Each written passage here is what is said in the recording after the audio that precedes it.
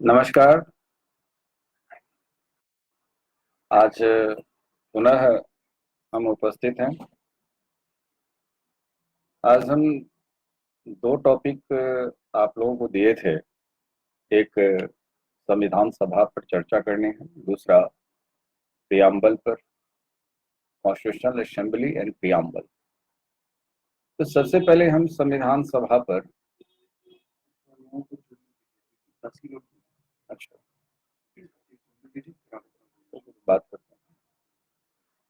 लेकिन इस संदर्भ में सबसे पहले हम यह कहना चाहेंगे, आप लोगों का आप लोग स्टडी करके आए हैं कि नहीं? आप लोग अपना कमेंट करते चलिएगा, क्योंकि आज हम लोग कुछ नई तरीके से आज क्लास को आगे बढ़ाएंगे, ताकि हमारे पास घर पर अभी बोर्ड नहीं है जिससे हम किसी बातों को एक्सप्लेनेशन करने में हमें कठिनाई होगी। तो बिना बोर्ड का हमें क्लास लेना है। और किसी टीचर के लिए दो बहुत बड़ा अस्त्र होता है, एक ढाल के रूप में बोर्ड होता है और तलवार के रूप में कलम होता है। तो कलम तो हमारे हाथ में है, लेकिन ढाल नहीं है, यानी बोर्ड नहीं है। तो आप लोग यह बताइए कि पढ़ के आप लोग आए हैं कि नहीं? ऑथेंटिक किताब की स्रोत से स्टडी होनी चाहिए। और हम जिस तरीका से आज एक नए प्रोग्राम को एक नवीन रूप में हम देने जा रहे हैं, इसमें वह छात्र भी लाभान्वित होंगे जिनकी क्लास को हमने समाप्त कर दिया है, पढ़ लिए हैं। और वो तो लाभान्वित होंगे ही जो अभी तक नहीं पढ़े हैं या अपने से सेल्फ स्टडी कर रहे हैं, उनके लिए भी हम कुछ बात को लेकर चलेंगे। लेकिन ध्यान इस बात को रखना है कि हम सिर्फ उन्हीं बिंदु को टच करें जहां एग्जाम में प्रश्न पूछे जाते हैं। इसमें हम आपको यह भी बताने का प्रयास करते चलेंगे कि एग्जाम में सारा चीज रिलेटेड नहीं होता है जो कि हमें पढ़ना ही होता है। लेकिन एक सफल विद्यार्थी बनने के लिए यह एक आवश्यक होता है कि हमें पढ़ना क्या होता है और क्या चीज को छोड़ना होता है। यदि आप इस चीज को समझ लेते हैं तो फिर दुनिया की कोई ताकत नहीं होती है जो आपको रिजल्ट में रुकावट बन सके। तो सबसे पहले हम चलते हैं। अब मैं शुरुआत करता हूं। आप लोग अपने आप को कॉपी कलम साथ में रखें। हमारे देश का नाम भारत है और भारत का संविधान में पढ़ना है। अभी आप लोग प्रश्न कोई ना पूछें, पहले हम अभी कुछ चर्चा करते हैं, उसके बाद आप लोग क्वेश्चन पूछेंगे। कारण होता क्या है, कहीं से कुछ भी कोई आदमी कुछ क्वेश्चन पूछ रहे हैं, वो कितना हमारे काम के लायक है विद्यार्थियों के लिए जीवन में, तो बात को देखना पड़ेगा। तो सबसे बेस्ट उपाय यह है कि हम पहले कुछ बात की चर्चा कर लेते हैं, उसके बाद फिर उसमें से आप में आपको जहां दिक्कतें आएगी आप फिर क्वेश्चन पूछेंगे, फिर उसके बाद हम भी कुछ प्रश्न देंगे जिसको हमें देखना चाहेंगे कि आप इस प्रश्न को बना पाते हैं कि नहीं। तो आज मैं 3 स्टेज में बात करूंगा और तीनों स्टेज के लिए हमारे पास कुछ क्वेश्चंस भी हम उपलब्ध करवा के रखे हैं। इसलिए अभी आप लोग क्वेश्चन नहीं पूछें, सिर्फ हम जो बात चर्चा कर रहे हैं उसमें कुछ बात नोट करने की होगी तो वो नोट करें। पहला बात मैं यहाँ से अब शुरुआत करूं कि हमारे देश का नाम भारत है और हम भारत का संविधान का अध्ययन करते हैं। तो भारत शब्द का अर्थ आप जानते होंगे। भारत शब्द जो कि मैं अपनी किताबों में भी लिखा है, और हमारी किताब की शुरुआत भारत शब्द के अर्थ से ही हुआ है। भारत का अर्थ है भा, मतलब ज्ञान, और रत का अर्थ होता है ज्ञान रूपी प्रकाश को प्राप्त करने में जो जीवन पर्यंत लगा हो वो भारत। और हमें इस बात का फक्र है कि हमारा जन्म भारत में हुआ है। तो ज्ञान रूपी प्रकाश को प्राप्त करने में जो हम निरंतर जीवन में लगे रहे, तब हम भारतीय कहलाते, तब हम भारतीय संविधान के सही मार्मिकता को समझते हैं, भारतीय नागरिक होने का धर्म निभा सकते हैं। आइए भारत का जो संविधान की बात करते हैं तो वर्ल्ड में सबसे पहले ब्रिटेन पहला देश था जिन्होंने संविधान शब्द की आवश्यकता को महसूस किया था और हेनरी वेन संविधान शब्द का उच्चारण किया था। संविधान की जननी वाला देश ब्रिटेन को कहा जाता है। भारत में प्रथम भारतीय महात्मा गांधी थे जो नॉन कॉपरेशन मूवमेंट के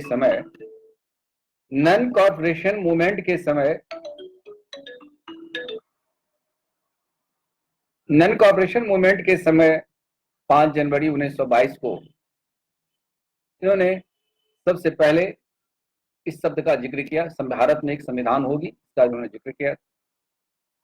संविधान सभा की जहां तक बात करें तो सबसे पहले एम.एन. रॉय हमारे भारत के हुए जिन्होंने सबसे पहले कहा था कि भारत का जो संविधान होगा 1934 में बताए थे कि भारत का एक संविधान होगा जो संविधान सभा द्वारा बनाई जाएगी।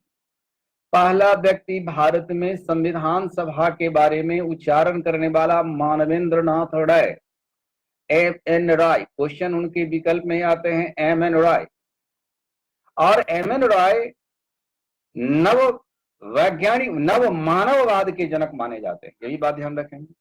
एम.एन. रॉय भारत में कम्युनिस्ट पार्टी के संस्थापक माने जाते हैं। बाद में कम्युनिस्ट पार्टी को छोड़ दिए, इन्होंने कम्युनिस्ट पार्टी की स्थापना भी किया और इन्होंने ही भारत में सर्वप्रथम भारत की संविधान बनाने के बारे में संविधान सभा की बात कही थी। फिर 1935 में कांग्रेस ने संविधान निर्माण के लिए इन्होंने एक संविधान सभा की गठन की मांग किया था। पंडित जवाहरलाल नेहरू 1938 में कांग्रेस की ओर से उन्होंने कहा था कि वयस्क मताधिकार के आधार पर, गौर से समझिएगा, वयस्क मताधिकार के आधार पर भारत में संविधान सभा गठन की जाएगी। जिनको लिखने में छूट जाता हो वो ध्यान रखें, ये हम अपने फेसबुक पर भी वैसे आ भी जाता है तो आप उसको बैक करके उसको फिर से देख सकते हैं और उसमें आप नोट कर लीजिएगा। क्योंकि ये क्लासरूम तो है नहीं, इससे समझ जाते हैं कि आप नोट कर लिए। तो हर प्रकार के राइटर होंगे, जो स्लो भी होंगे, फास्ट भी होंगे। लेकिन फिर से मैं एक बार रिपीट करना चाहूंगा, संविधान सभा के संदर्भ में सबसे पहली विचार एम.एन. रॉय ने दिया था जो नव मानववाद के जनक थे, भारत में कम्युनिस्ट पार्टी के संस्थापक थे। इन्होंने ही भारत में कहा था कि भारत का संविधान एक संविधान सभा द्वारा बनाया जाएगा। फिर 1935 में कांग्रेस ने यह कहा कि भारत में संविधान बनाने के लिए आधिकारिक रूप से एक संविधान सभा की गठन होगी। 1935 में कांग्रेस ने पहली बार यह कहा आधिकारिक रूप से संविधान जो बनाई जाएगी वह संविधान सभा द्वारा होगी। तीसरा चीज था पंडित जवाहरलाल नेहरू पुनः 1938 में इस बात को जिक्र किए हैं, कांग्रेस की ओर से घोषणा किया कि वयस्क मताधिकार के आधार पर भारत में संविधान सभा की गठन किया जाएगा। बात यहां क्लियर है। 1942 में 1942 में क्रिप्स मिशन का भारत आगमन होता है और क्रिप्स मिशन यह आया कहने के लिए, भारतीय नेताओं को समझाने के लिए कि द्वितीय विश्व युद्ध, क्योंकि उसमें द्वितीय विश्व युद्ध चल रही थी। 1942 में क्रिप्स मिशन का भारत आगमन हुआ और भारतीय नेताओं को यह समझाने का प्रयास किया कि युद्ध के बाद हम भारत को आजाद कर देंगे और भारत एक संविधान बनाएगा, तो भारत ये द्वारा वह संविधान होगी, यह बात इन्होंने कहा। लेकिन महात्मा गांधी, मुस्लिम लीग, कांग्रेस के वरिष्ठ लीडर, कांग्रेस जैसी संस्था ने इसका विरोध करने के बाद 7 कमीशन फेल्योर हो गया, तो वापस चला गया। फिर द्वितीय विश्व युद्ध जब समाप्त हो गई, क्लीमेंट एटली द्वितीय विश्व युद्ध के समय ब्रिटेन के प्रधानमंत्री हुआ करते थे और कंजर्वेटिव पार्टी से रिलेटेड थे। यह पार्टी हार गई। हार जाने के बाद, यह पार्टी जब हार गई तो हार जाने के बाद अब सवाल यहां उठा कि लेबर पार्टी जब चुनावी मैदान में उतरी तो अपनी एजेंडा को शामिल किया, जिस एजेंडा में उन्होंने कहा कि लेबर पार्टी ने कहा कि यदि हमारी हुकूमत सत्ता कायम होती है तो हम निश्चित रूप से हम भारत को आजाद कर देंगे। इसी आधार पर क्लेमेंट एटली भारत के प्रधानमंत्री होते हैं और क्लेमेंट एटली भारत के प्रधानमंत्री होते हैं और भारत के प्रधानमंत्री की ओर से 1948 तक भारत को आजाद करने की बात कही गई। 3 जून 47 की योजना के आधार पर आदेश ये रुकावट आ रही है इसमें, देखो इसमें ये चल रहा है। हाँ ये चल रहा है, क्या है? अब 3 जून 1947 की योजना जब प्रकाशित हुई थी, यहां से आप गौर से समझिए, यहां पर भारत को 2 अधिकार विधिवत रूप से मिल गया। पहला 3 जून में तो हमारी आजादी हो गई, देश का विभाजन हो गया, पाकिस्तान एक नया राज्य बन गया और इसमें यह भी एक विधिक रूप निर्णय लिया गया कि भारत अब संविधान बना सकता है। दूसरा, संविधान बनाने के साथ साथ जो दैनिक जो प्रशासनिक व्यवस्था होगी उसके लिए भी अपना नियम कानून का निर्माण कर सकता है। तो जानकारी के लिए, संविधान सभा की सबसे पहले हमारी गठन हो जाती है। 3 जून 47 की योजना से पहले हमारी संविधान सभा की गठन हो गई। कारण कैबिनेट मिशन का आगमन भारत में 1945 में कैबिनेट मिशन की बात कही गई, तो 1946 में कैबिनेट मिशन का भारत आगमन हुआ। यह 3 सदस्यीय था और 3 सदस्यीय में 1946 में कैबिनेट मिशन का भारत आगमन हुआ। यह 3 सदस्यीय था। एबी अलेक्जेंडर, पेथिक लॉरेंस और स्टैफोर्ड क्रिप्स, ये 3 सदस्यीय भारतीय थे और ये तीनों सदस्य भारत की विभिन्न बातों को समझकर इस बात को समझने का प्रयास किया कि भारत में आखिर संविधान सभा कैसी बनेगी। तो भारत की संविधान बनने के लिए सबसे पहले जुलाई अगस्त 1946 में कैबिनेट मिशन के रिपोर्ट के आधार पर भारत में संविधान सभा गठन करने की बात। 9 दिसंबर 1946 को संविधान सभा की पहली बैठक होती है। इसमें 211 सदस्य इसमें भाग लिए। अब आगे आइए, 3 जून 47 की योजना की बात को जो हम पीछे रख रहे थे, इसमें ऐसा समझिए, 3 जून 47 की योजना के आधार पर यानी स्वतंत्रता विधेयक के रूप में 2 बात यहां संविधान सभा के बारे में आई। एक, आप संविधान बनाइए। तो भारत में संविधान सभा के जो अस्थायी अध्यक्ष डॉक्टर राजेंद्र प्रसाद थे, जब हमारी संविधान बनती थी तो उस दिन सभा की अध्यक्षता डॉक्टर राजेंद्र प्रसाद क्या करते थे। कारण 11 दिसंबर 1946 को संविधान सभा के अस्थायी अध्यक्ष का निर्वाचन डॉक्टर राजेंद्र प्रसाद को किया गया और डॉक्टर राजेंद्र प्रसाद जब सभा के अध्यक्ष हो गए तो अब 3 जून 47 की योजना के आधार पर यह बात आ गई कि जब संविधान बनाई जाएगी तो राजेंद्र प्रसाद उस दिन सभा की अध्यक्षता करेंगे। जब हम अपनी विधिक सम्मत निर्णय के आधार पर जब हम प्रशासनिक कार्य को के संदर्भ में कुछ काम करेंगे तो वहां पर संविधान सभा के अध्यक्ष यानी वह हमारा एक सदन व्यवस्थापिका के रूप में जो काम करेगी, उस व्यवस्थापिका की अध्यक्षता गणेश वासुदेव मावलंकर को करने को कहा गया। गणेश वासुदेव को मावलंकर को कहा गया। इस प्रकार से क्लियर समझ लीजिए, 17 नवंबर 1947 को ब्रिटिश डोमिनियन के रूप में विधान मंडल की पहली बैठक हुई है और इस दिन सभा का अध्यक्षता गणेश वासुदेव मावलंकर, जीबी मावलंकर को करने को अधिकृत किया गया। ये जीबी मावलंकर इसके अध्यक्ष बने गए। जो लोकसभा हमारी गठन जब हमारी 26 नवंबर 1949 को संविधान सभा बनकर तैयार हो जाती है, तो 26 नवंबर 1949 को संविधान बनने के बाद बनकर तैयार जब हो जाती है तो सिर्फ यह बात आ गई कि अब उसकी अंतिम बैठक 24 जनवरी 1950 को होती है। तो कहा गया कि ये तो संविधान हमारी बन गई, संविधान सभा अपने उद्देश्य को पूरा कर लिया। लेकिन 26 जनवरी 1950 को हमारा भारत जो गणतंत्र भारत के रूप में ये घोषित होती है, इस गणतंत्र भारत के रूप में, गणतंत्र भारत के रूप में हमारा देश की संविधान लागू हो जाती है। लेकिन यहाँ एक बात को स्पष्ट रूप में कहा जाता है कि भारत जब गणतंत्र हुई है और गणतांत्रिक रूप लिया गया, तो व्यवस्थापन संबंधी काम करने के लिए क्या उसी संविधान सभा को कहा जाएगा? तो अंतिम दिन जो बैठक हुई है 24 जनवरी 1950 को, उसमें यह कहा गया कि जब तक हमारा संसद गठित होकर के नहीं आ जाती है, तब तक संविधान सभा ही व्यवस्थापिका के रूप में काम करते रहेंगे और इसके अध्यक्ष गणेश वासुदेव मावलंकर कंटिन्यू रहे। 1952 में जब हमारी लोकसभा की गठन हो जाती है, तो संयोगवश लोकसभा के अध्यक्ष भी गणेश वासुदेव मावलंकर जी को ही बनाया गया। क्या ये बात क्लियर है? अब आपको बैक होना होगा संविधान सभा के संदर्भ में, कारण संविधान सभा, वही संविधान सभा दो काम करते चले गए। एक भारत का संविधान बनाए, एक हमारी विधि व्यवस्था के लिए भी अलग से बैठक होती थी।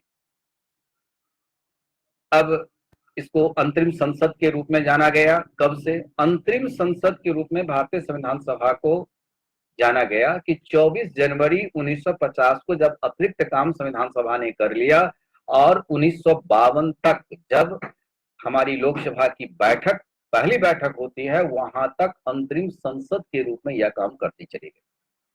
ब्रिटिश डोमिनियन के रूप में अंतरिम संसद की कुल भूमिका क्या थी? तो 17 नवंबर 1947 से 17 मई 1952 तक अंतरिम संसद के रूप में संविधान सभा ही कार्य करती रही। अब आगे इस बात को लेकर चले पीटी फैक्ट्स के रूप में। 9 दिसंबर 1946 को संविधान सभा की पहली बैठक हुई।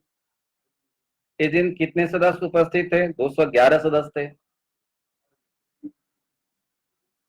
अस्थायी अध्यक्ष जो सबसे वयोवृद्ध मेंबर थे, डॉक्टर सच्चिदानंद सिन्हा जी थे। 11 नवंबर 1946 को अस्थायी अध्यक्ष के रूप में संविधान सभा में निर्विरोध रूप से डॉक्टर राजेंद्र प्रसाद जी को चुना गया। 13 दिसंबर 1946 को संविधान सभा के समक्ष सबसे पहली प्रस्ताव, उद्देशिका प्रस्ताव पंडित जवाहरलाल नेहरू द्वारा रखा गया। इसे संविधान सभा ने 22 जनवरी 1947 को स्वीकार कर लिया गया। ये सब प्रस्ताव महत्वपूर्ण है और ये महत्वपूर्ण प्रश्न संविधान सभा से जुड़ी हुई क्वेश्चन आती है, इसलिए ध्यान रखने की बात होगी। कब रखा गया प्रस्ताव? 13 दिसंबर 1946 पंडित जवाहरलाल नेहरू द्वारा। यह संविधान सभा के भीतर सबसे पहली प्रस्ताव ही थी, पहली प्रस्ताव थी। और इसे संविधान सभा ने कब स्वीकार किया? 22 जनवरी 1947। 29 अगस्त 1947 को प्रारूप समिति का गठन किया जाता है। इसके अस्थायी अध्यक्ष डॉक्टर भीमराव अंबेडकर थे। प्रारूप समिति की जो भूमिका थी भारतीय संविधान के भीतर, वो मानव शरीर की एक कंकाल तंत्र की भूमिका में थी। जिस तरीका से हमारे शरीर की एक ढांचा स्केलेटन सिस्टम देता है, ठीक उसी प्रकार से एक कंकाल तंत्र की भूमिका हमारे संविधान सभा के भीतर। अब संविधान सभा 3 वाचन करता है। 3 वाचन के दौरान यह हमारी भारत की संविधान 2 वर्ष 11 महीना 18 दिन में बनकर तैयार होती है।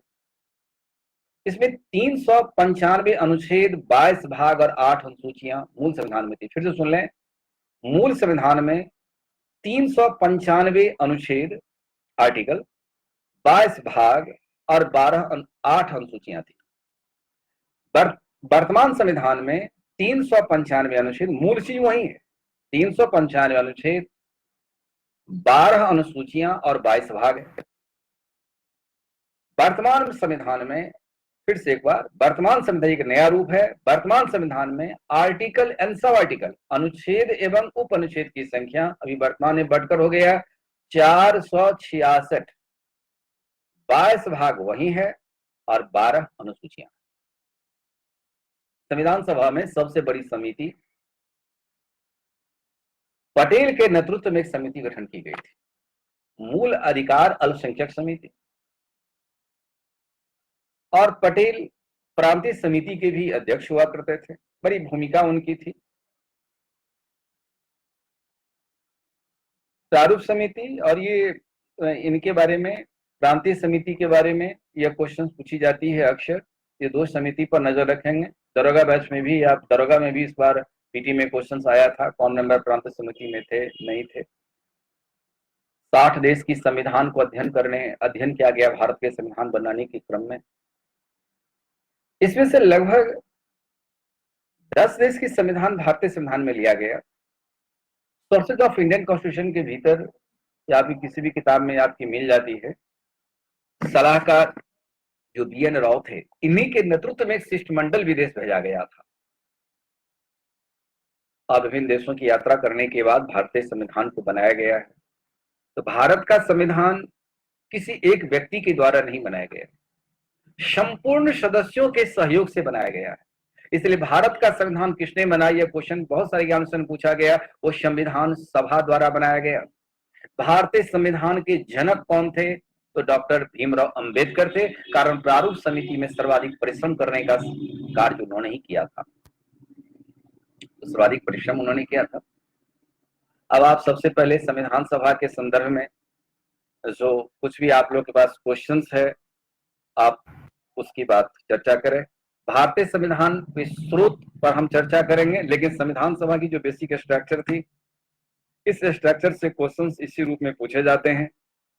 आज सिलसिला को आप इसमें केवल फैक्चुअल क्वेश्चंस की संख्या ज्यादा मात्रा में रहता है, तो फैक्ट्स क्वेश्चंस के रूप में आप क्वेश्चन पूछ सकते हैं। यदि आपको संविधान सभा से यदि कोई क्वेश्चन बनता है तो आप लोग बताइए, अन्यथा अब मैं क्वेश्चन दूंगा जिसको आप लोग को बनाना होगा। दिलीप सिंह चौधरी जी का एक क्वेश्चन आया है कि भारत में सर्वोच्च न्यायालय की स्थापना किस अधिनियम 1773 में सबसे पहली बार कलकत्ता में फोर्ट विलियम में सुप्रीम कोर्ट के रूप में इसकी स्थापना की गई थी। और हमारे शीर्ष स्तर पर जो हमारी सुप्रीम कोर्ट होती थी, बाद में वो प्रीवी काउंसिल के रूप में होती थी, जो ब्रिटेन में होता था। भारत जब आजाद हुआ तब से हमारी सुप्रीम कोर्ट आर्टिकल 124 के तहत ये गठन किया गया है। बिरजू कुमार का क्वेश्चन है, बिरजू कुमार जी वर्तमान में कितने अनुच्छेद हैं? सीधा आप यदि देखें, अनुच्छेद वही मूल चीज है, 395 अनुच्छेद हैं, 395 आर्टिकल है। सभा के नाम सबसे पहले मुख्य रूप से 1895 में तिलक ने की थी। देखिए, ये नीतीश निराला जी, ये बात ऐसा नहीं है। भारत में संविधान सभा के द्वारा ही संविधान बनाया जाएगा, यह चीज एम एन रॉय ने ही किया था, और एम एन रॉय ने 1934 में किया था।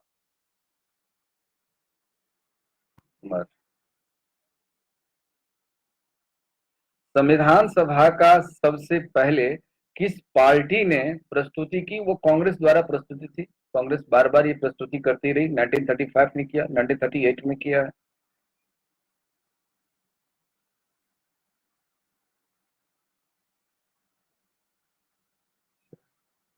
बेरोबारी यूनियनवाद क्या है? चंदन राय जी, ये सब बेरोबारी यूनियनवाद सब आगे है, लेकिन आप उसमें कम से कम आगे बढ़ने देते तो क्वेश्चन पूछते। बेरोबारी बाद में यह बात था कि वह बहुत सारे बातों से जुड़ा हुआ था, जिसमें बेरोबारी का क्षेत्र हम पाकिस्तान को दिए थे, जो अभी बांग्लादेश का क्षेत्र में चला गया। और उसमें यह भी कहा गया था कि प्रस्तावना संविधान का भाग नहीं है, तो बेरोबारी बाद है। तो सुप्रीम कोर्ट की कुछ ऐसे जजमेंट हैं जिसको आप एक साथ मिला के पढ़िएगा तो कॉन्सेप्ट भी क्लियर रहेगी। आप जहां अभी मैंने टॉपिक चर्चा किया उस टॉपिक पर आप आइए, उस टॉपिक से जुड़ा हुआ यदि आपके पास कोई क्वेश्चन बनता है तो आप बताइए। हाँ, वेद प्रकाश शर्मा जी, आपकी क्वेश्चन है कि सर कैबिनेट मिशन में जो 3 सदस्य थे वे भारतीय थे या अंग्रेज? वेद प्रकाश जी, सभी सदस्य कैबिनेट मिशन में अंग्रेज ही थे। वह ब्रिटिश मंत्रिमंडल के तीनों वरिष्ठ सदस्य थे, इसीलिए इस मिशन का नाम कैबिनेट मिशन था। सर एस्टोफोर्ड क्रिप्स जो 1942 में आए थे, वो भी आए थे इसमें। दोबारा कौन भारत इस मिशन में आया था? तो एस्टोफोर्ड क्रिप्स आए थे। एवी अलेक्जेंडर, और पैथिक लॉरेंस, ये 3 सदस्य थे और तीनों अंग्रेज थे, भारतीय नहीं थे।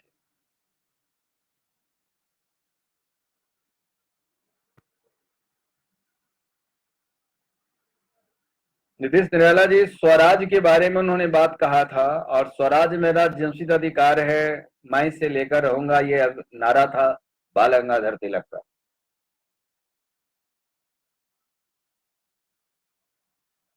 आदित्य तिवारी जी, आपका ये बहुत अच्छा बात है।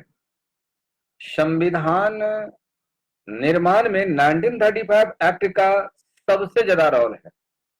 भारत के संविधान पर सबसे अधिक प्रभाव 1935 के एक्ट का ही पड़ा है।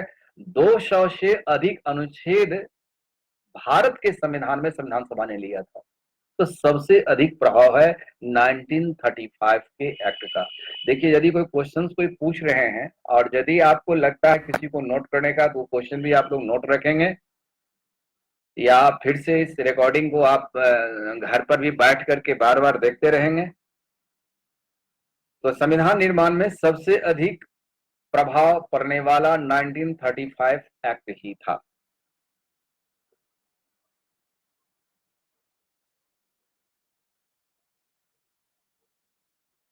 हाँ, स्वराज पार्टी, संजीत जी, स्वराज पार्टी भी 1924 में संविधान सभा, उन्होंने एक संविधान की बात किया था। संविधान सभा के बारे में और उसकी रचना कैसी होगी उसको वो क्लियरिफिकेशन उसमें नहीं था। हाँ, दीपक यादव जी का क्वेश्चन है, 26 सितंबर 1949 को कितने आर्टिकल लागू हुआ? आप नोट करिए, कुल कितने आर्टिकल, जिस सीधा आपने जैसे क्वेश्चन पूछा ऐसा ही क्वेश्चन पूछा जाए, तो 15 अनुच्छेद लागू हुआ। और इसमें कौन कौन अधिनियम लागू हुआ था? तो नागरिकता, निर्वाचन और संसद से संबंधित उपबंध लागू किया गया था। ये 3 प्रोविजन इसमें लागू हुआ था। कितने अनुच्छेद? 15 अनुच्छेद लागू हुआ था। संविधान को सबसे पहले खूबसूरत आचरण में किसने लिखा था? मेराज आलम जी, संविधान को सबसे पहले, सब क्वेश्चन ऐसा बात नहीं आती है, इससे अच्छा था कि ये आप ऐसे समझिए कि 3 प्रतियां बनाई गई थी। पांडुलिपि जो हमारी थी वो हिंदी का था, अंग्रेजी था और इसका हिंदी था, फिर उसका अनुवाद सब किया गया था। उसके बाद 2 कलाकार को लाया गया था, तो उस कलाकारों से हमारे भारतीय संविधान की ज्यामितीय आकार में हमारे संविधान को भी रचना की गई। और ये हमारे देश का एक चित्रकारों का भी एक संगम था। उसमें जितने भी हमारे हिंदुस्तान के आइडियल चीज थे, वो आइडियल का हमारे संविधान पर उसका ज्यामितीय आकार से, ज्योमेट्रिकल व्यू से आकृति दी गई। नंदलाल बोस चित्रकार,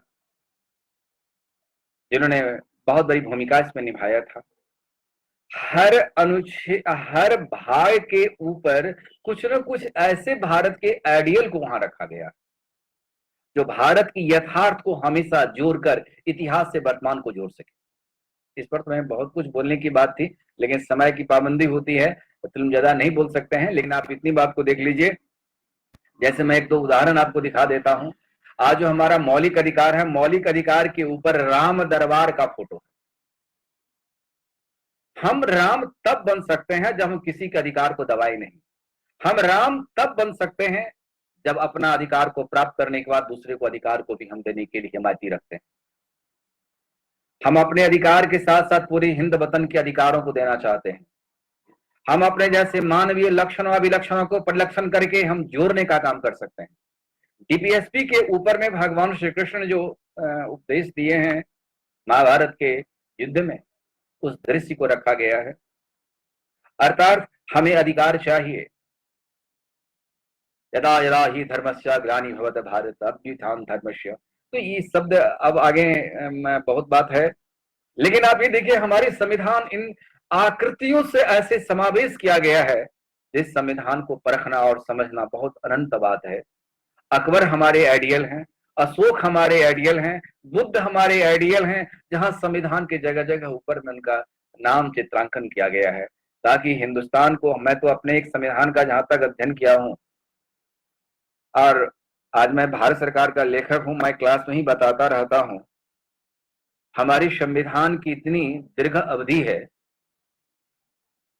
सूर्य चंद्र पृथ्वी नक्षत्र नवग्रह सब कुछ खत्म हो जाएगा, लेकिन हमारी भारत के संविधान का अस्तित्व खत्म नहीं होगा। इसलिए ये ज्ञान है तो ये भारत है, ये शक्ति है तो हमारी भारत है, इसी के लिए हम प्रयास में भारत है। ये संविधान एक दस्तावेज है जहां सभी धर्म तथ्यों को जोड़ करके एक भारतीय धर्म निभाने को कहता है। आगे अब चलेंगे, अब एक ही बात पर हम लगे रहेंगे तो ठीक नहीं है, आगे चलते हैं। इसलिए मेरा आलम साहब फिर बात होगी। कोरोना वायरस के बाद लॉकडाउन का फैसला कहां तक सही है? क्या नहीं लगता है कि हमारे मौलिक अधिकार का हनन हो रहा है? अविनाश कुमार सिंह निषाद का क्वेश्चन है, अभी कोरोना वायरस से करंट से भी जोड़ कर ये क्वेश्चन यहाँ रखे हैं। देखिए कोरोना वायरस, हालांकि इस सब चीज को आप तो संविधान से बाहर का मुद्दा ले गए, तब इस प्रकार के क्वेश्चन चर्चा करते रहेंगे तब तो हम जो टॉपिक दिए हैं वो टॉपिक पे बड़ी पूरी चर्चा नहीं हो पाएगी। पहला बात है, जीवन का अधिकार है, आर्टिकल 21, और जीवन हमें रहनी चाहिए। यदि मुझे बाहर निकलने से कोरोना वायरस का खतरा है तो क्या आपकी जीवन रहेगी? क्या आप किस कोरोना वायरस का यदि कोई पॉजिटिव कोई पेशेंट बन जाए और दूसरों के संसर्ग में आ जाए और वो किसी की जीवन को खत्म कर दे, क्या उसे बाहर निकलना चाहिए? भारत सरकार का ये कदम बहुत ही अहम है, और हम भारतीय हैं, यही हमारी ज्ञान है, और ज्ञान को प्राप्त करिए कि कोरोना किस तरीका से रोड पर जाने से यदि फैलता है, भीड़ में जाने से फैलता है, तो क्या हमें इस जीवन अपना खत्म करने के साथ साथ क्या किसी दूसरे को भी जीवन खत्म करने का अधिकार है हमें? मैं भारत का हूं, मैं भारत का राग सुनाता हूं, इसी से ध्यान पर आप चलिए।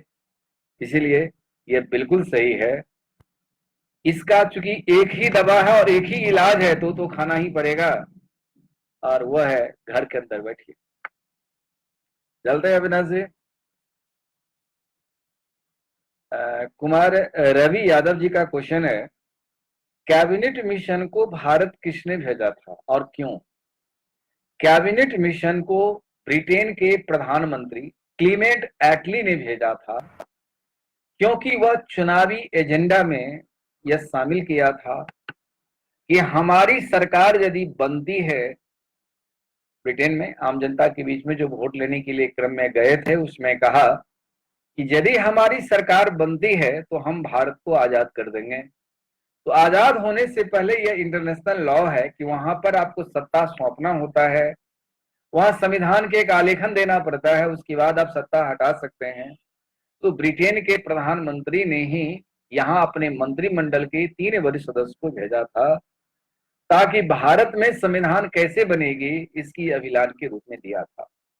एक बात और मैं क्रम में एक चीज को यहाँ और कहना चाहूंगा, कैबिनेट मिशन प्लान के आधार पर ही भारत में संविधान सभा की गठन की गई है।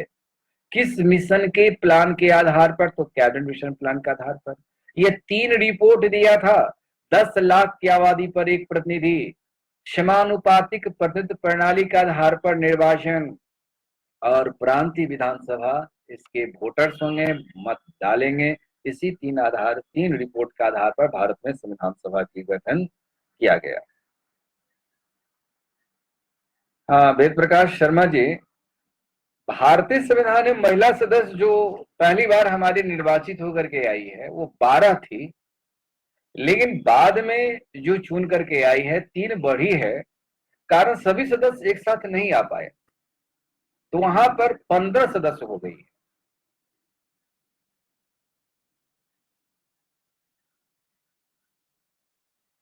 ओम प्रकाश जी, आपकी क्वेश्चन कुछ आगे से आ गई है और उस आगे पर जाने के लिए हमें समय चाहिए, आप थोड़ा सा इंतजार करिए।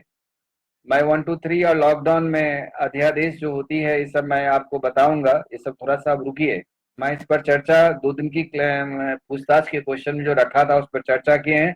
आप वो कैसेट को निकाल कर देख लीजिए। 2 दिन की क्लास को पहला दिन की शायद क्लास थी और दूसरा दिन भी कुछ चर्चा हुई है। आप इसे जाकर के रिकॉर्डिंग को देख लीजिए।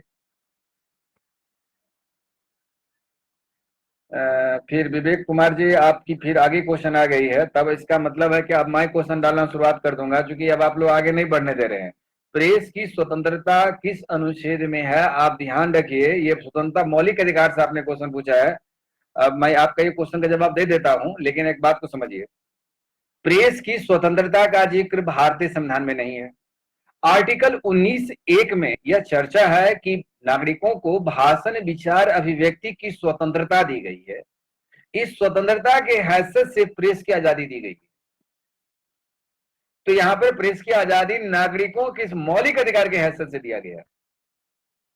एक बात। दूसरा कि यदि प्रेस हमारी किसी भी बातों को सही ढंग से प्रस्तुत नहीं कर पाए, जनता का अभिव्यक्ति पर हमला करने की बात करे, तो उस पर सेंसर भी लगा जा सकता है। ब्रिटिश सरकार भी सेंसर लगाया और वर्तमान सरकार तक भी प्रेस पर भी सेंसर लगाने का काम किया है। हाँ, टोटल मेंबर लीजिएगा संजीत जी तो 15 हो जाएगी। हाँ, क्वेश्चन दे रहे हैं आप लोग, अपने अपने क्वेश्चंस को आप अब निकालिए जहां से क्वेश्चन मैं निकाल रहा हूं, और आप लोग उसका जवाब चाहिए। क्वेश्चन लिखा जाए। डोमेनियन विधान मंडल के रूप में संविधान सभा की पहली बैठक कब हुई थी? डोमेनियन विधान मंडल के रूप में संविधान सभा की पहली बैठक कब हुई थी? जवाब चाहिए, और नहीं तो जवाब आप लोग बाद में भेज दीजिएगा, लेकिन जवाब तुरंत देते तो अच्छा था। आप लोग हमसे क्वेश्चन तुरंत पूछ लेते हैं जिसका जवाब हमें तुरंत तैयार करना होता है, तुरंत देना होता है। आप लोग उसी प्रकार से फ्रैंक रहिए। नंबर आगे बढ़ा रहे हैं। संविधान सभा में कुल सदस्य कितना निर्धारित किया गया था? प्रारंभिक रूप से कितना निर्धारित किया गया था? मैं उत्तर आप लोगों को देख लूंगा कौन कौन उत्तर आपने सही दिए हैं। आगे बढ़ते हैं। संविधान सभा की अंतिम बैठक कब हुई थी? संविधान सभा की अंतिम बैठक कब हुई थी? संविधान सभा संविधान सभा के अध्यक्ष कौन थे? सीधा क्वेश्चन, मैं मनोनीत या अस्थायी की चर्चा नहीं किया हूं, सीधा आपको दिमाग लगाना है। संविधान सभा के अध्यक्ष कौन थे? संविधान सभा के अध्यक्ष कौन थे? आगे 1946 में जब अंतरिम सरकार का गठन किया गया था, तो अंतरिम सरकार के अध्यक्ष कौन थे? 1946 में जब अंतरिम सरकार का गठन किया गया था, तो उस सरकार के अध्यक्ष कौन थे?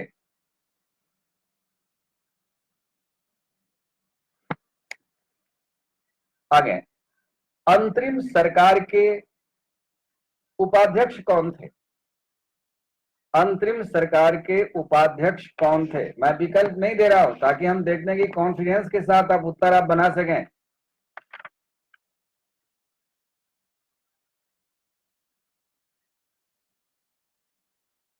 संविधान सभा की पहली बैठक की अध्यक्षता किसने किया था? संविधान सभा की पहली बैठक की अध्यक्षता किसने किया था?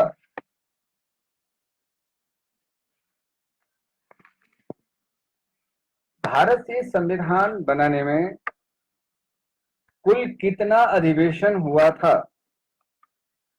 कुल कितना अधिवेशन हुआ था और कितने दिनों की बैठक हुई थी? भारतीय संविधान बनाने में कुल कितना अधिवेशन हुआ था? कितना अधिवेशन हुआ था और कितनी बैठक हुई थी? संविधान सभा के सलाहकार कौन थे? संविधान सभा के सलाहकार कौन थे?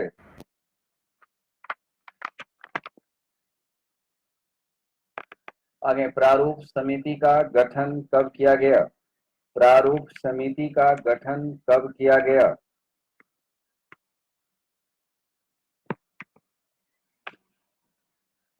संविधान सभा की सबसे बड़ी समिति कौन थी? संविधान सभा की सबसे बड़ी समिति कौन थी? सबसे बड़ी समिति कौन थी? अब जितने भी आदमी को क्वेश्चंस आप लोग को मैंने दिया है, ये क्वेश्चन सब आप लोग बैक करके यदि नहीं लिख पाए होंगे, बैक करके क्वेश्चंस को तैयार करेंगे, अपनी किताब को उल्टा के ढूंढेंगे, और यदि आपसे किताब से उत्तर नहीं मिलता है या आपसे उत्तर नहीं बनती है तो आप कमिंग डेज फिर जब उसकी रिवीजन हम जो करेंगे उस रिवीजन में आप लोग कुछ क्वेश्चंस को रखेंगे, उसके बाद देखेंगे। लेकिन आप सेलेक्टिव चीजों से पढ़ें और किसी बातों को ये कंफ्यूजन टाइप पर ज्यादा यदि आ जाए तो फिर आप क्वेश्चन को रखिएगा। संविधान का स्रोत है, इस स्रोत में आपकी 10 देश के मुश्किल से पढ़ना होता है। 10 देश के बारे में मेजर देश तो आप देख लीजिएगा, जैसे ब्रिटेन के संविधान से हमने क्या सब लिया है, एकल नागरिकता लिए हैं, तो ये नागरिकता चूंकि चर्चा में रहा है तो ब्रिटेन का शब्द बात यहाँ पर आ सकती है। उसके बाद आप लोग दिलीप जी, आप लोग ठीक है, आप लोग कुछ कुछ क्वेश्चंस को जवाब आप दे रहे हैं, क्वेश्चन का जवाब आप दे रहे हैं, लेकिन पूरी क्वेश्चन का उत्तर हमें चाहिए और एक भी क्वेश्चन उसमें से गलत नहीं होना चाहिए। ओम प्रकाश जी, सब सही है, और आप लोग ऐसे ऐसे क्वेश्चंस के जवाब दें ताकि 2.5 दिन चले, 2.5 कोश कुछ सिद्धांत को हम लोग चरितार्थ कर पाए।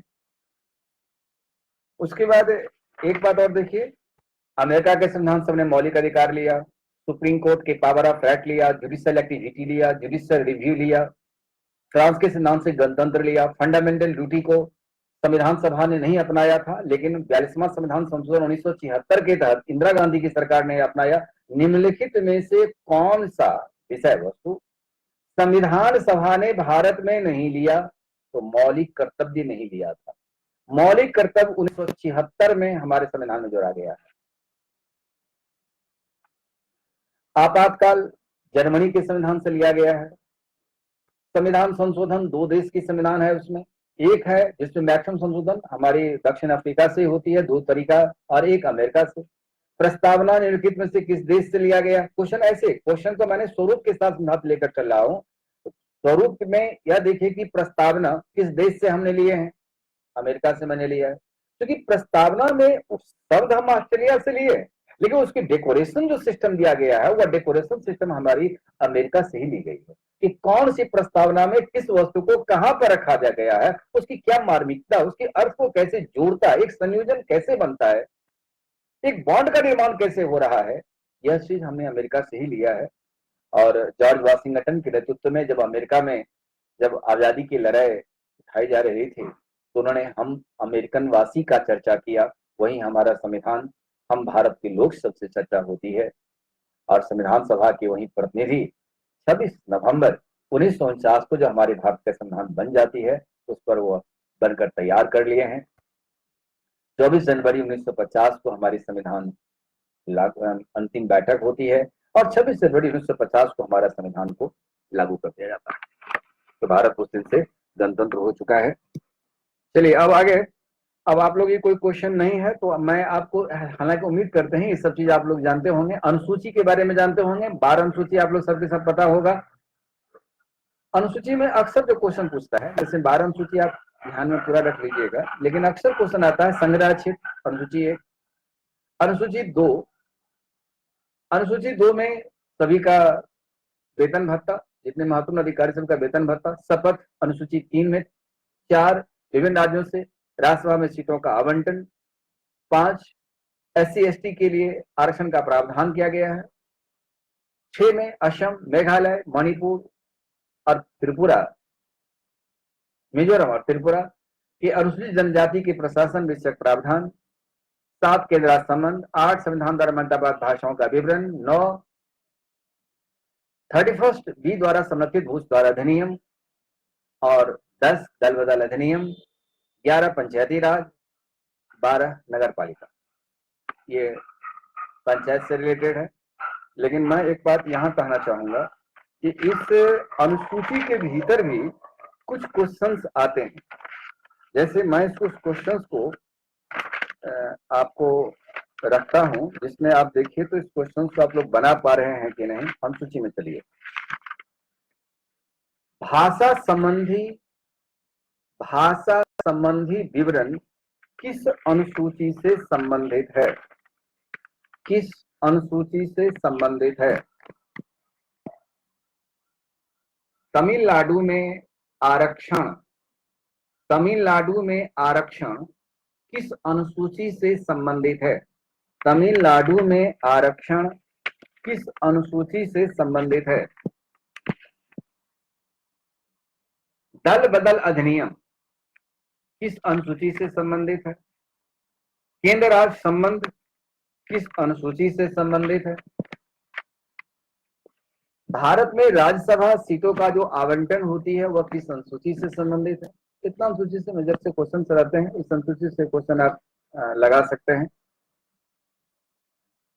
ये हमारे संविधान सभा की बात थी। दूसरी बात है कि संविधान सभा में आप 3 अधिवेशन की बात हुई थी। ध्वज प्रस्तावना की बात, प्रस्तावना पर हमको चर्चा करना था, लेकिन समय बहुत तेजी से बढ़ रहा है। प्रस्तावना पर चर्चा हम लोग कल कर पाएंगे। कितना समय होगा? कितना 55। ऐसा करते हैं, अब मैं आप लोगों को, अब आप लोग क्वेश्चन पूछिए। 5 मिनट मिसलेनियस, इस चैप्टर से जुड़ा हुआ जो भी आपके महत्वपूर्ण मुद्दे बनते हैं आप मिसलेनियस क्वेश्चन चर्चा कर सकते हैं। दूसरा चीज, इसमें से थोड़ा सा बात को ध्यान रखिएगा, कथन और कारण कभी क्वेश्चंस देता है। आप लोग बेटा इस चीज को ध्यान रखो कि कथन और कारण की जो क्वेश्चन आता है, आप संविधान सभा को बारीकी से पढ़िए। कथन ए और कारण आर, तो दोनों पर यह पहले चर्चा करना, ध्यान रखना होगा आपको कि कथन एस कहां सही है, कारण आर कहां तक सही है। दोनों के कारण को आपको ढूंढना पड़ेगा। उसके बाद देखिए कि कौन एक दूसरे से इंटरलिंक है, और इंटरलिंक है उसके कड़ी को जोड़ रहा है। सही हो, कड़ी को जोड़ रहा है तो डिफाइन करेगा, उत्तर सीधा ये। सही हो, कड़ी को नहीं जोड़ रहा है, डिफाइन नहीं करेगा। और एक सही है एक गलत है तो सी और डी में से उत्तर हो जाएगा। तो उसी में से अपने से इस चीज को प्रैक्टिस करते रहेंगे, दिमाग को घुमाते रहेंगे कि संविधान सभा क्या चीज है, कैसे क्या बनाया गया, तो वो चीज आ जाएगा। चलिए आप लोग क्वेश्चन, अब आपकी बारी। ठीक है, आप लोग क्वेश्चन बना लिए, लेकिन जो मैं क्वेश्चन को नोट नहीं किए होंगे फिर से एक बार रिकॉर्डिंग को देखिएगा और इससे क्वेश्चन बनाइएगा। जो भी संवाद होती रहेगी वो संवाद का आधार बनेगा।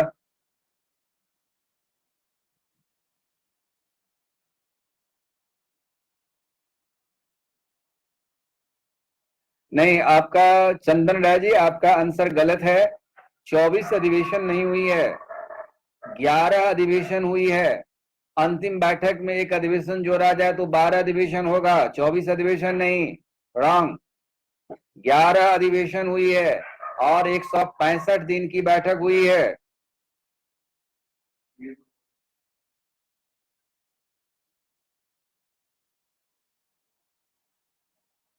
चलिए अब आप लोग क्वेश्चन पूछिए, क्वेश्चन पूछा जाए।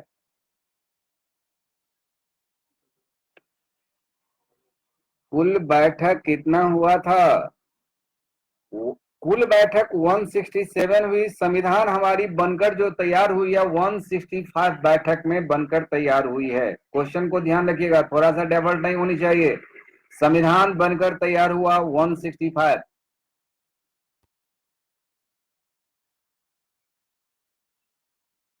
कुल अधिवेशन संविधान सभा जो बनकर तैयार हुई 11 अधिवेशन, लेकिन यदि सीधा कुल अधिवेशन 11 नहीं है तो 12वां में अतिरिक्त काम किए गए हैं 24 जनवरी 1950 को, जिसमें हमारा राष्ट्रगीत राष्ट्रगान को अपनाया गया था।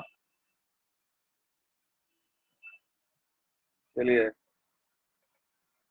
प्रस्तावना पर भी डिस्कशन प्लीज सर। हाँ आदित्य तिवारी जी, क्वेश्चन तो आपका सही है, प्रस्तावना बच रहा है, लेकिन कितना समय हो रहा है? 6 हो गया, 6 हो चुकी है। प्रस्ताव इसको आप रिवीजन कर लेते, कल प्रस्तावना पर हम चर्चा कर लेते तो ठीक था। आज हम यहीं पर रखना चाहने का विचार कर रहे हैं, लेकिन आप लोग 2 मिनट में जो भी क्वेश्चंस आप पूछेंगे तो आप लोग पूछ लीजिए।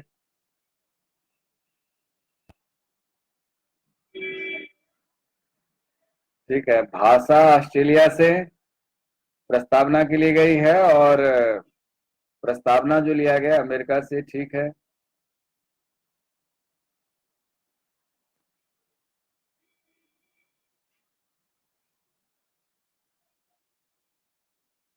ठीक है, ठीक है, ठीक है, आप लोग सही सही हैं। और ये जो हम क्वेश्चन पूछे हैं उसी में से जुड़ा हुआ होगा, या बाहर से भी कुछ बातों को मैंने क्वेश्चन को रखा है। ठीक है, वेरी गुड, बहुत अच्छा, आप लोग बहुत शानदार तरीका से बढ़ रहे हैं। हिम्मत को रखिए, हर हिम्मत हमारा एक एक कण की मजबूत इमारत को खड़ा कर सकता है, और हम अपने मिशन को टारगेट कर सकते हैं। इसी मिशन के साथ आज हम यहीं रखेंगे, लेकिन कल आप लोग क्वेश्चंस, कल हम प्रियम्बल पर चर्चा करेंगे। मेन बात है कि हमारे पास बोर्ड नहीं है, इसीलिए काम कुछ स्लो हो जाती है, नहीं तो बाद में हम अवधि बढ़ाएंगे और प्रस्तावना रखेंगे कल। और प्रस्तावना के बाद कुछ सृजनशिप पर भी हम चर्चा कर लेंगे। तो सृजनशिप 2 चीज को आप लोग पढ़ के आइएगा। नहीं, सृजनशिप चर्चा नहीं होगी कल। सृजनशिप में फिर आप लोग बहुत सारे लगते हैं। प्रस्तावना और संघ राज्य क्षेत्र, आप नोट कर लीजिए कल का सिलेबस। प्रस्तावना और संघ राज्य क्षेत्र, प्रस्तावना और संघ राज्य क्षेत्र, 2 टॉपिक को हम लोग पढ़ के आएंगे। और बीपीएससी के जो सफल छात्र हैं उनके लिए भी मैं समय निकाल रहा हूं, और उनके लिए मैं अलग से समय दूंगा, जिसमें हम अपनी ऑप्शनल और जीएस मेंस से रिलेटेड जो बातें आती है उसको हम रखेंगे। तीसरा चीज हम उस विषय पर भी रखने का कार्य करेंगे जहां बीपीएससी के लिए जो और क्या बात होनी चाहिए। आज कल पर नवरात्रा नवमी तक है, वो खत्म भी हो जाएगी, घर पर है, दूसरा पूजा पाठ में समय लग जाती है, दूसरा 2 किताब हमारी इस बीच में पूरी हो चुकी है। आप लोग जितना पढ़ाई करते हैं, हम भी एक विद्यार्थी की तरह ही पढ़ाई कर रहे हैं। तो 2 प्रोजेक्ट मेरा पूरा हो चुका है, तीसरा प्रोजेक्ट में आज से मैं हाथ भी लगाया हूं, तो कुछ ये प्रेशर है हमारे पास पे भी फिलहाल, लेकिन पहला प्रेशर आप लोगों का जो भी समय बचता है वो हम करेंगे। तो कल हम लोग फिर 5 बजे फिर आते हैं, तब तक के लिए हम आपसे अनुमति मांगते हैं। और आज का नया अभिवादन भारतीय होने के नाते पूरा वर्ल्ड इस पर आ चुकी है, ऐसा ही नमन होनी चाहिए। धन्यवाद, अपना ख्याल रखिएगा।